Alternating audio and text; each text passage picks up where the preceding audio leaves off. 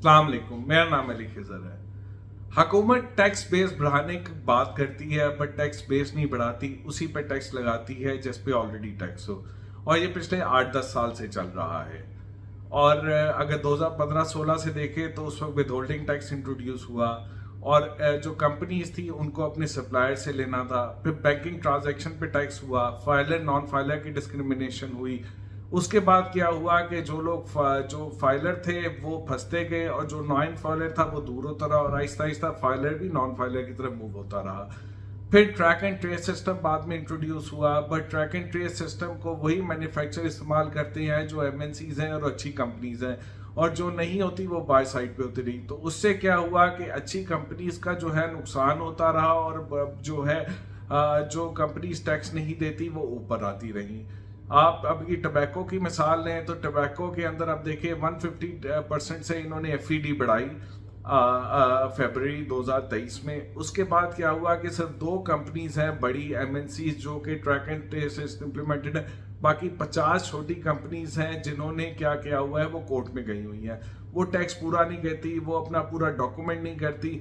तो उस एफईडी बढ़ाने से चूंकि इनकी कीमतें बढ़ गई, जो फॉर्मल थी दूसरी थी उनकी नहीं बढ़ी, और उनकी जो है यूजेज बढ़ती गई और गवर्नमेंट की टैक्स कलेक्शन नीचे आ गई, स्मगलिंग का माल भी आ गया। इसी तरह अगर हम वो जूसेस में देखें तो जूसेस पे एफईडी बढ़ाई, उसका नुकसान भी फॉर्मल सेक्टर की कंपनीज को हुआ।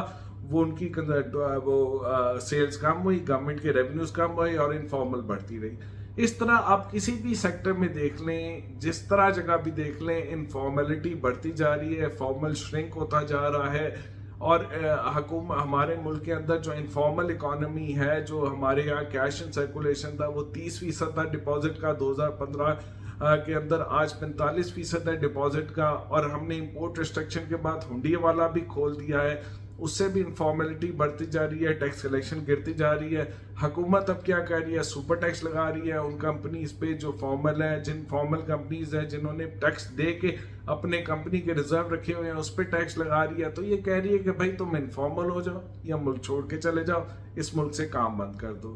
तो ये दुकान ऐसे नहीं चलेगी। अगर हमें टैक्स करना है तो हमें लॉयर को टैक्स करना है, हमें डॉक्टर को टैक्स करना है, हमें ट्रेडर को टैक्स करना है, हमें रिटेलर को टैक्स करना है, और हमें लैंड को टैक्स करना है। और जो टैक्स नहीं देता उससे लेना है, जो देता है उससे लेते रहेंगे तो वो भी भागता रहेगा। शुक्रिया।